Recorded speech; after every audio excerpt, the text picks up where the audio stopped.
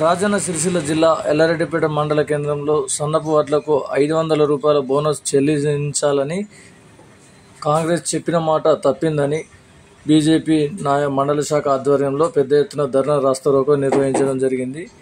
ఈ కార్యక్రమంలో రేపాక రామచంద్రం, కంచర్ల పరశురాములు, దాసరి గణేష్ తదితరులు పాల్గొన్నారు.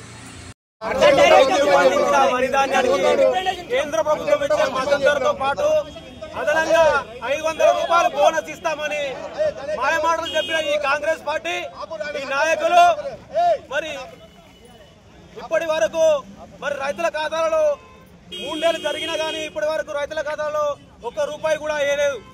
మరి ఈరోజు రైతేడిసిన రాజ్యం ఎత్తేడిసిన వ్యవసాయం రాష్ట్రానికి అరిష్టం కాబట్టి ఇప్పటికైనా కాంగ్రెస్ పార్టీ నాయకులైన ముఖ్యమంత్రి గారు మరి రైతుల ఖాతాలో వెంటనే బోనస్ పైసలు వేయాలని ఈ సందర్భంగా మేము హెచ్చరిస్తా ఉన్నాం. మరి ఇలా ఈ కాంగ్రెస్ పార్టీ నాయకులు రేషన్ షాపుల దగ్గరికి పోయి మరి మేము సన్నం బియ్యం ఇస్తున్నాము మేమని ఫోటోలకు పోజులిస్తూ గప్పాలు కొడుతున్న ఈ మంత్రులు ఈ నాయకులు మరి సిగ్గుండాలా మీకు?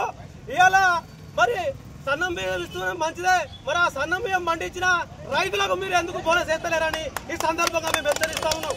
ఇప్పటికైనా ఈ కాంగ్రెస్ పార్టీ నాయకులారా ఈ ప్రభుత్వం ఇప్పటికైనా సిగ్గు తెచ్చుకొని వెంటనే రైతుల ఖాతాలలో బోనస్ పైసలు జమ చేయాలని లేని ఎడల రానున్న రోజుల్లో భారతీయ జనతా పార్టీ రైతుల పక్షాన